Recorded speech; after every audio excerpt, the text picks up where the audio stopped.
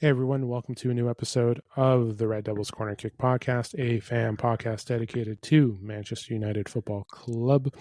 I hope everyone enjoyed the remainder of their weekend. It is Tuesday. It's a late one, so the episode will be out just after midnight Wednesday. I do apologize. I try to get it out before the next day, but unfortunately, with me and my tardiness, it will be a little later. But as always, like, subscribe, follow, whether on YouTube, Apple Podcasts, or Spotify. Don't forget to leave a comment, feedback. If you want to do a collaboration, please let me know. Thank you to all those who have been subscribing, whether it's on the YouTube channel, following on my social medias, Instagram, X, TikTok. Thank you to all those who have been doing so.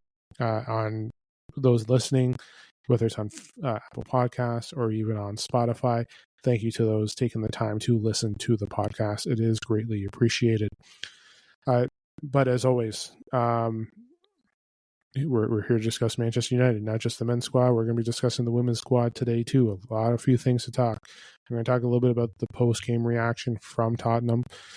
We have the PSG game that's kind of going to be happening later today. For Women's Champions League, we have that. They're coming off of their first loss in Women's SL. So we have that for them. I'm going to talk a little bit of transfers for the men's side as well. So, it's going to be a little bit of a busier episode today, but hopefully you enjoy it. I hope you, again, and it's going to be, sorry, I'm losing my mouth is going faster than my brain can process. And yes, another few episodes. So again, I'm going to have this episode coming out, and I'm having a post-game come out after the women's game. I'm also going to have another episode Thursday, and also a post-game on Saturday as well. So as much as the men are on the international break, we still have Manchester United activities, games going on for the international break. We do. Again, I'm going to talk transfers. We have some transfer targets that's happening here, especially the Xerxes and the Menu situation. That's always still going to be there, but not so much involving them, but potential targets that we could be getting as well. But yes, it's definitely it's going to be a busy week, which I'm pretty sure I haven't done much of since last season because of the tournament. We had multiple competitions, so I had stuff to discuss. Post game against Europa League, and then previews and more episodes with the regular season as well. But it's this week too. It's going to be busy, and I'm still going to try and do more episodes dedicated to the women's team as well. But remember, this is a podcast for Manchester United football, so it's not just about the men's squad or the women's squad. It's about just Manchester United football. And I know I haven't really talked about the academy. I'm not at that point yet. And for today's preview for tomorrow, I'm not there yet to predict a lineup, but I will discuss the game. I have watched games this season. I have been watching them. But for me to start making those predictions, I'm not at that stage yet where I'm going to make the right predictions. I'm still, again, it will come, but I'm going to be there. But I will be doing ratings tomorrow as well. I'll get the starting lineup, look at everything.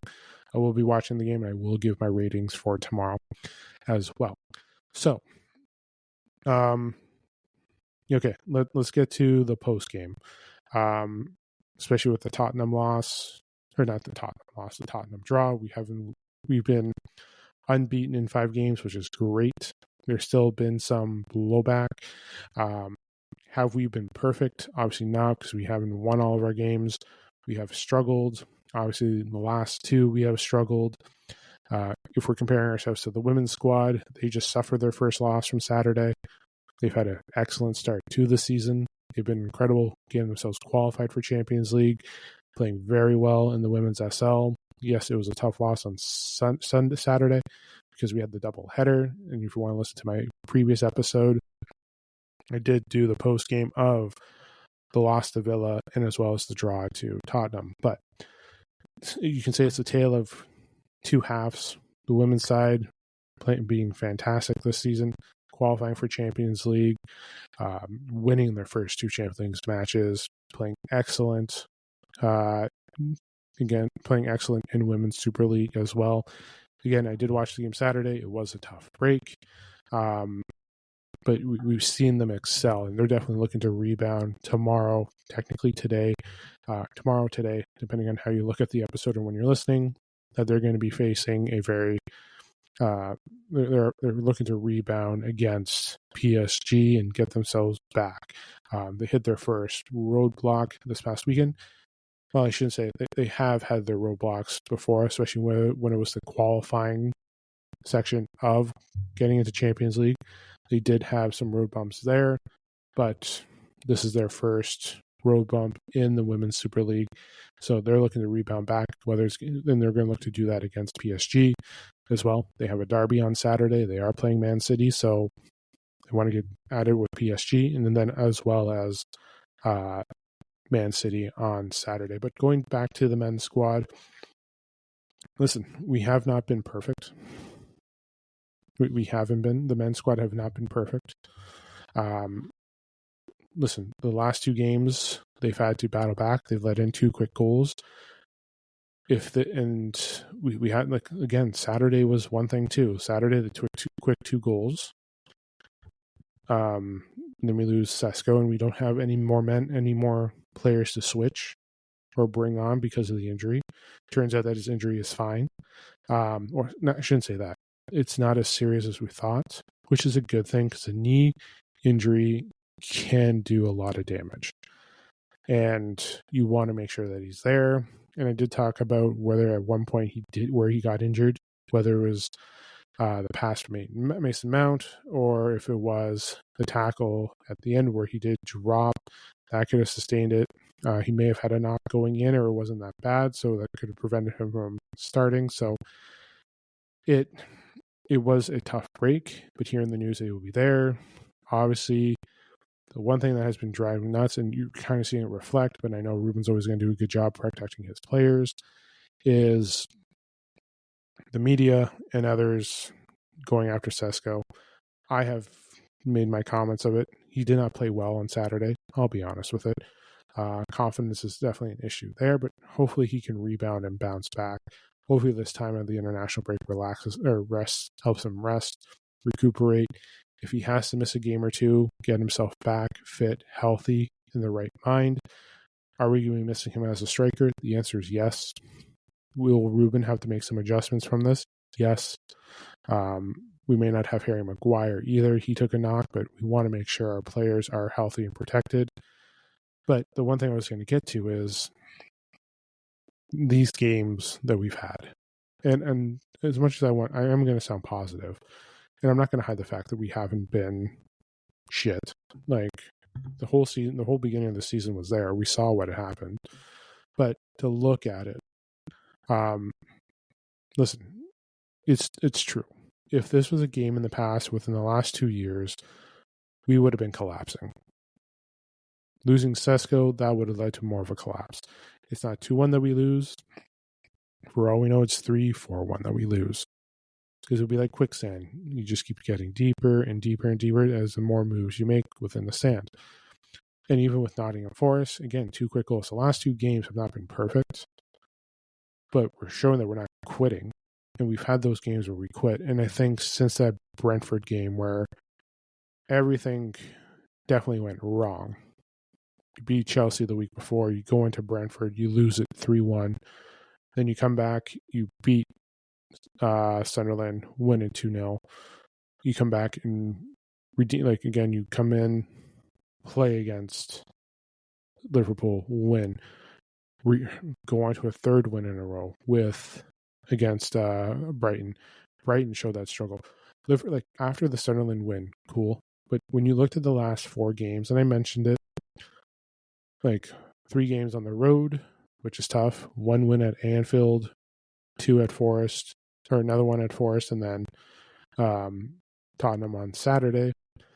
But you saw Liverpool score against us. You saw us come back and take the lead and win. Brighton let in 2 goals quickly. Obviously, it was from certain set pieces. We get that 4th goal to seal the game.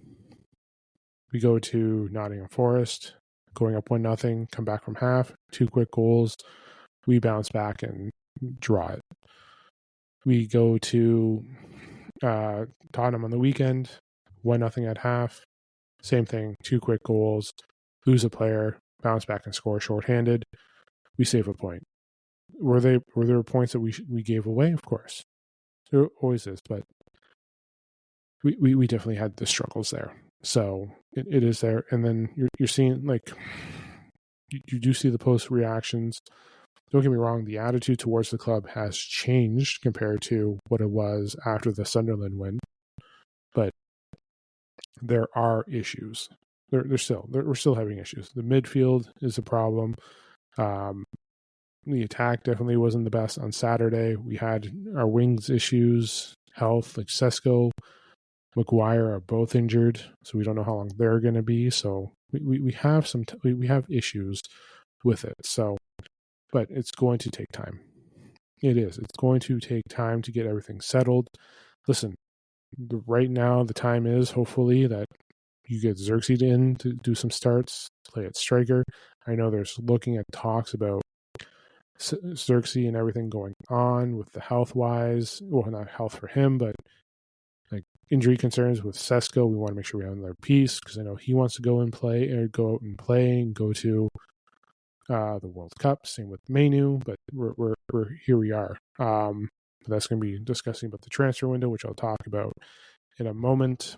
But in the end, I know we haven't been perfect, but in the end, we're seeing positives, and we're seeing that the mental capabilities, and ever since that the Brentford loss, you're seeing something better with the team as well. So, listen, again, they're both different, the men and the women's squad. Again, women got their first loss. It was a tough one to see, and then we're hoping for it to bounce back as well when we play against PSG later, well, tomorrow/later today as well. But before I get to the women's preview, that will be my last segment. Let's look at transfers, which again we're final international break, and then we're closer to the transfer window. Okay. Listen, obviously the midfield has been the biggest talk of the season. It's always been a talk. We're getting run through the middle. But it has been speculated of targets that Manchester United are going to look at. And there's rumors that they're going to go for transfers. There's rumors that they're not going to go for transfers. Like I said, until I see the person, and I said this during the summer, during the transfer window, until I see pen to paper, them taking a photo with the social media team from Manchester United. Just give me one moment here, guys. Sorry about that.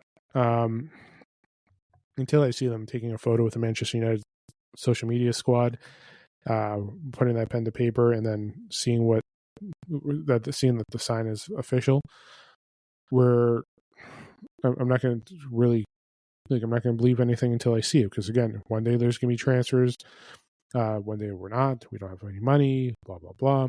But today, this is what I saw from Flop Mob. They're looking at 6 targets. These are targets that have been mentioned. Adam Wharton, which is a mention as well, but there's potential for them coming in January. What does this mean? Well, as of right now, it means nothing. It's just speculation, because we still have Mainu here. We still have Ugarte, though there's talks of Ugarte potentially being sold. There's Mainu, who can potentially go on loan, but he wants to play. Xerxes wants to potentially leave, so we're going to look to potentially sell him.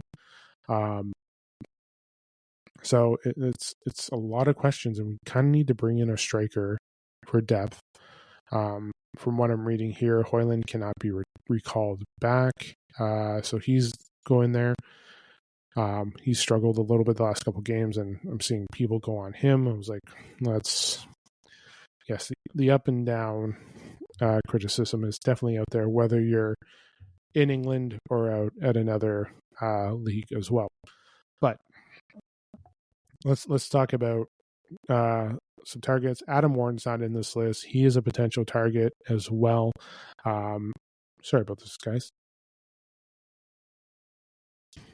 But sorry about that. I had to take a little pause there. But now I'm losing myself as always. But yeah, Adam Warren's there, but he is a potential target. So there's 7 potential midfielders looking there. Some who have been linked to Manchester United even before Ruben Amorim came in. Conor Gallagher, who's recently come in, he has Premier League experience. He has Premier League experience. You should remember him from the Chelsea days. He will be there. He's at Atletico, but he's not getting enough minutes. So he could be a potential target to come here. Angelo Stiller, who has definitely been there. Going back to Conor Gallagher, he was a potential loan to potential buy, but United weren't interested at the buy at the moment, but he was a potential loan candidate near the end of the transfer window, for summer transfer window. Unfortunately, they weren't able to get anything to go. Angelo Stiller, who has come on over the last month or two to discuss a potential replacement as Bruno. So he's there, and I know there's been a low cost at him being targeted. Ederson, who has been linked to Manchester United's midfield target the last couple years. Remember, there was talks of him when they were looking at the Jared Branthwaite situation with Ten Hag. There's talks of him coming to the club. As of right now, that's nothing there. But I know Ederson, I think at Atlanta, was commanding a high fee. And listen, we know what we paid for Højlund. That's on the past recruitment team, not the current. But at this time, I know the fee was high for Ederson, but he's always been part of it. Lucien Agume from Sevilla, he has been potential as well for the club. Carlos Baleba, yes, we're familiar with him. We saw him against Brighton. He got subbed off early. He has been struggling this season since the connection, potential purchase. I don't see that happening. And last but not least, the midfielder who did extremely well in his audition when he played against us 2 weeks ago, Nottingham Forest, Elliot Anderson. The only problem is I do not want to pay them $120 million.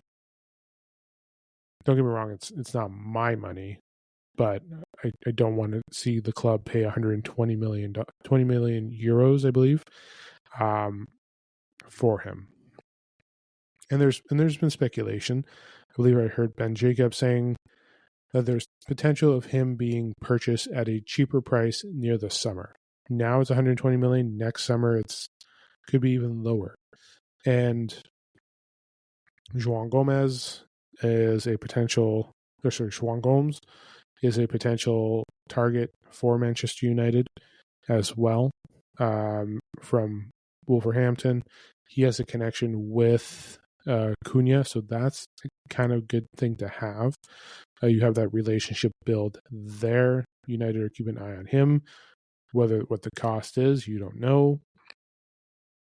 But yeah, like there's potential targets. The question is the money. Listen, I would like Anderson, not for 120. Carlos Baleba, not convinced by the way his season's going. Lucien Agume, I haven't watched much of Sevilla, so I can't really give a critique. Same with Angelo Stiller and Ederson. Yes, we know Conor Gallagher because I remember a bit from him when he played for Chelsea, so I know what he's capable of, and he has Premier League experience. And same with Wharton. The one thing, too, is the 3 targets I would go for, would be Premier League proven players. I just don't want to pay the fee. Like Wharton, Gomes, Elliot Anderson, Gallagher, those are targets you can look at here. The only question is, what's Atletico going to charge for the buy option for Gallagher? What is Wolverhampton going to charge for Gomes? What is City going to charge for Wharton next summer? They're all looking at potential 60 million minimum for those players. Gallagher will probably be less than that because it'll be a loan to buy, so potentially 40 million is from what I'm hearing. And most of these are euros that I'm hearing, not pounds. So we're looking at that. Angelo Stiller, I know that his potential is, I think it was in the 20s, mid 20s, 20, almost 30, like mid 20 million to 30 million for him. There are release clauses for some of these players, but right now, Saliba is not a target. I would not pay 100 million for him, especially for the way he's playing this season. Elliot Anderson, for how well he's playing, I still wouldn't pay 120 million for him. Like, the price tag that they want is the same price tag that Brighton was asking for. Now he's living up to, he showed up and lived up and played very well, but still I still wouldn't want Man United to give out those funds for that transfer. But listen, we do need to revamp the midfield. If we do bring in these players, what does that mean? Is Casemiro going to stay, or is he going to take a role off the bench? For Bruno, is this the final time that we see Bruno? If we're getting players in, and if we're getting players in, like, what does that mean for Mainu? Is Mainu going to get sold? Some of these players that we're talking about, Mainu, Ugarte, Xerxes, they may not be in Ruben Amorim's plan. Ugarte is great. Well, he played for Ruben at Sporting. Didn't play. He played okay. He played very well for PSG, but hasn't played well since he joined United. So what does that mean? Well, he can potentially be sold, and there's a potential of him being targeted in January. Mainu is looking to go on loan. He wants to play. He wants to be ready for the World Cup. So, oh, my apologies for that. I was just getting everything prepped up, and then I had the interview. Here looks we have Phelan doing her interview on ESPN. So I do apologize for that backwards noise. I am very sorry for that. That's my fault on my end here. It wasn't any intention. That was an accident. As I'm prepping up, and then that just started kicking in. So I do apologize for that little interruption there, guys. But back to it, the transfer. We want to look at Premier League proven players. We want to, so again, going back to it. Yes. Happens when you get sidewinded there. Yes, Xerxes, Ugarte, Mainu may not be in Amorim's plans. Maybe it would be safe to sell all three, but I don't want to give them up in January when we need depth. We have 3 players going to AFCON. Well, we're seeing what's happening with Mbeumo, because Mbeumo, and it's showing here that not Morocco,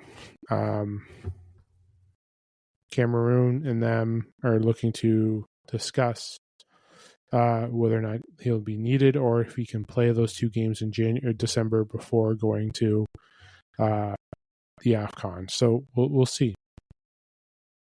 We can only wait and see. That's all we can say. We just have to see how everything plays out, but it's just going to take time.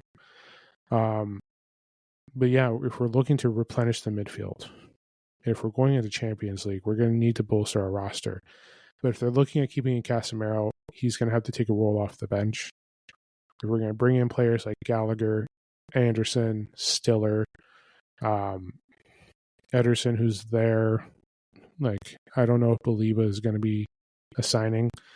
To be fair here, I believe I've even mentioned Stiller. I think I'm pretty sure I wanted, like, Gallagher, yes, but Gallagher, Stiller, and Anderson for cheap, or if not, Wharton. And then you have Toby Collier coming back, who did play well for Ruben, for a youth player. So you have Toby Collier coming back, depth. But at the end, it all depends on what's happening at the end of the season too. We don't know where we're going to be. Like, we're points back. We're only a couple points back of Champions League status, but it is November. What we do today is not, it's going to help us or hurt us, but it's not guaranteeing us a spot come the end of May. So we have to be careful ourselves. So listen, a lot of things a lot of things for the transfer window need to happen with Manchester United. And listen, tomorrow is probably going to be like, we're going to be spending like crazy in January. Friday will be like, we have no money. So it's hearsay. It's speculation. We don't know what the plan is. But when I'm looking at everything here, I'm looking at hopefully getting the right pieces to build, because I know they want Project 2028. Like I just want to make sure we're competing in 2026. That's what I want. So, yeah, it's just going to, basically take the time, and they have to evaluate and get the right pieces. So I'll leave it there for transfers. Listen, we have the rest of the weekend next week to discuss transfers, so keep that in line as well. Let's get to the one thing that means the most, thing that's important, discussing the women's squad's Champions League match tomorrow.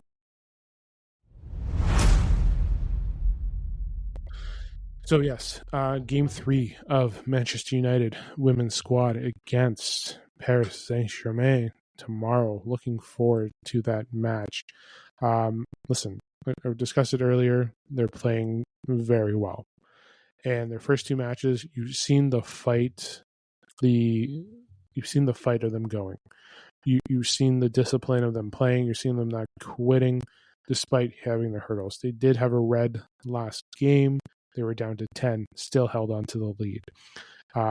You saw the fight that they had. You saw the push. You saw the, oh my God, I'm trying to think of the word, the pressure that they're putting on the other players.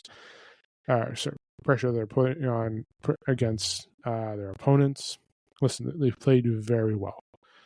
And listen, this is a game that you're going into. From what I've been reading, PSG have been struggling.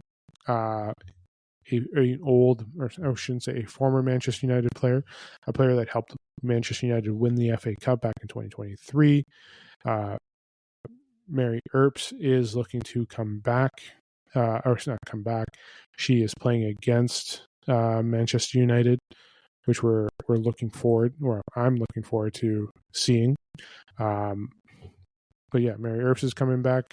Obviously, there's been discussions about a book of English manager coming out with that, but that has that's not impacting this episode. But yes, Mary Earps made 102 appearances for United, and like I mentioned, helping us get that FA Cup win, same year that the men won theirs. I remember, like I've mentioned before, I was in the UK. I was at Manchester in the concourse, watching it with all other United fans as they were beating Tottenham in the FA Cup final. But here we are. Mary Earps is returning. 102 appearances, 46 clean sheets. So she's had a great time. Like, how do I word it here? She was impactful with us at Manchester United, and she has been one hell of a keeper as well. And she was basically one of the reasons why we won that FA Cup. So we have them playing. I know she hasn't been playing the best at PSG. She has been struggling. PSG has been struggling. So you're kind of looking at the situation, how it's going to play out. The women are at Old Trafford tomorrow. They're at home. It's their turf.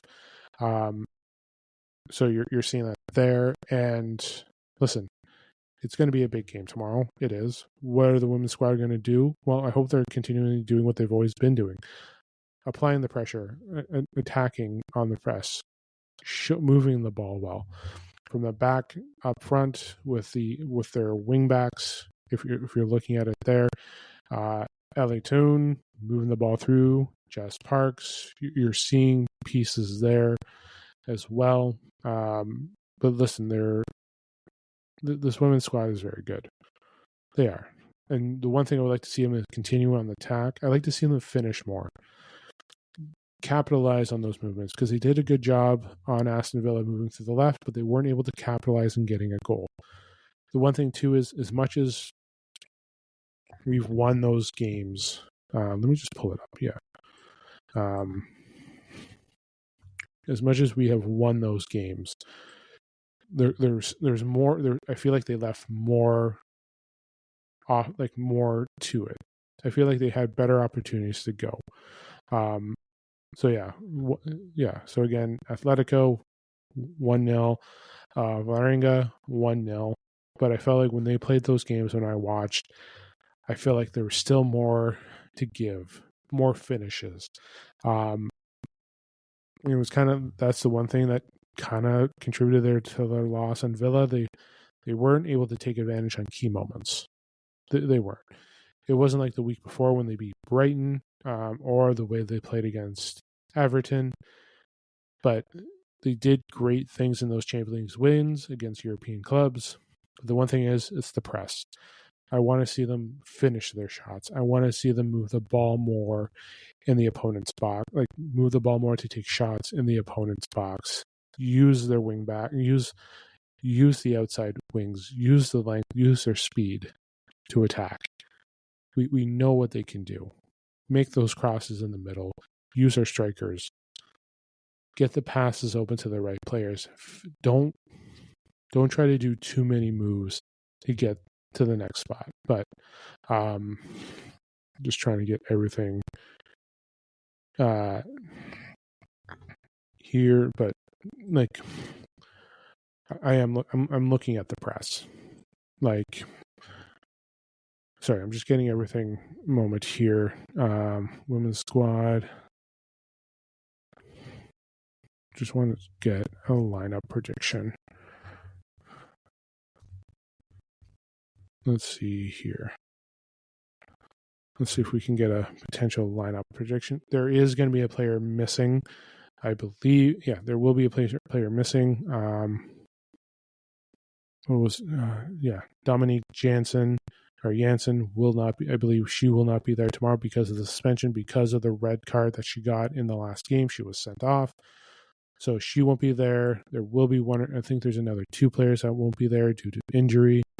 But we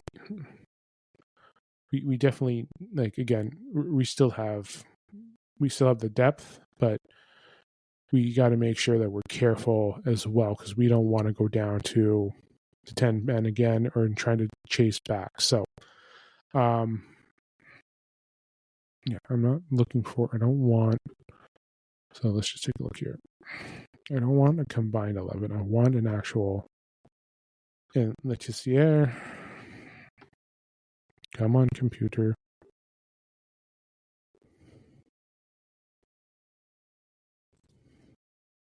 Come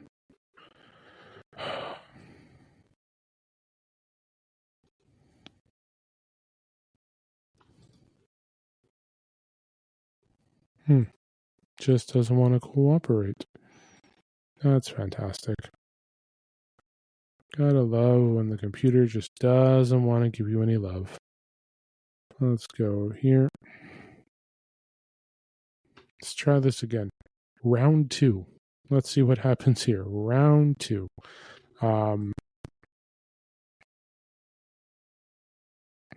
So let's take a look here. This is Man United News. I just want to take a look at what they have here for potential predicted lineup. I will do this. I will have it hopefully soon.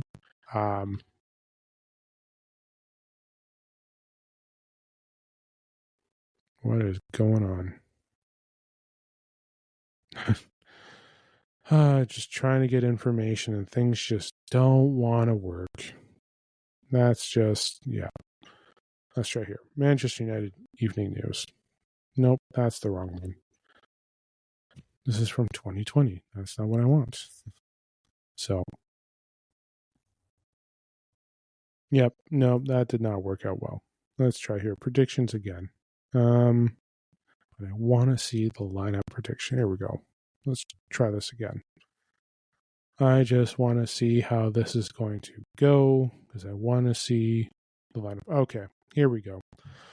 Annette, Toulouse Joyce, Riviere, Letizier, George, Sandberg, Mizuzawa, Zagoti, Sakoti Ome, Tune, Park, Rolfo, Turland, and yes, even Rolfo is looking to get redemption as well. I saw that in one article that she was looking at to get there. So yeah, that's courtesy of Sports Mole. That is their lineup prediction. And yeah, I wouldn't disagree with that lineup. It wouldn't. But it is a big moment. It's not just about. So again, I would like the women's squad to win. I'm always going to go for the win. But the one thing too is seeing Mary Earps come back. She will get the massive standing ovation. And just for what she's done for the club, the women's squad, but having them come, like, again, you're going to see that there. You're going to see the emotions there. But when it's time, when the whistle goes, it's time for the women's squad to show. But again, what I like to see is for what they've been doing, from what I've been watching. But the one thing too is they have to finish. They have to capitalize when they get those shots, and they have to score. We can't just rely on 1-0 or 1-0 and hope that our D and our keeper can keep the pressure on. We have to be able to seal and give us some comfort, some relief. I don't want us on the back heels trying to survive. I want them to finish. So listen, like I say with the men's squad, consistency, discipline, finish. That's what I'm looking at here for the same squad too. So, but again, hoping for that. Again, I'll be back tomorrow with a preview as well, or it's not, post-game reaction to the match too. So please keep an eye out for that too. So I'm going to leave that there for the episode. Went a little bit longer as well. That's probably on my own as well. But yes, as always, like, subscribe, follow on YouTube, Apple Podcasts, Spotify, as well as Instagram, TikTok, and X. Don't forget to leave a comment, feedback. Again, thank you to all those who have recently subscribed and followed, whether it's on the channels or on my social media. I do greatly appreciate it. So very happy with that as well. So, yes. So again, recap. I'll do my post game tomorrow against the squad, or your post game match against PSG. Hopefully, we're discussing a win. But again, I would just like to see them capitalize, take advantage when they get those opportunities. So hopefully, they can continue on the success. They can get the rebound from Saturday's loss as well. Yes, again, transfer still with the men's squad. I will be back Thursday to discuss more. Not really much tomorrow, but on Thursday. And then Saturday, post-game reaction to PSG. So I guess I'll discuss another preview on Thursday about the women's squad too. So, yeah. But yes, I'll be back tomorrow or today, depending on when you're listening to the podcast. But again, have yourself enjoy the rest of your Tuesday, your Wednesday, as well. Enjoy the match tomorrow. And I'll talk to you guys after the match. This is the Red Devils Corner Kick Podcast. Glory, glory, Man United.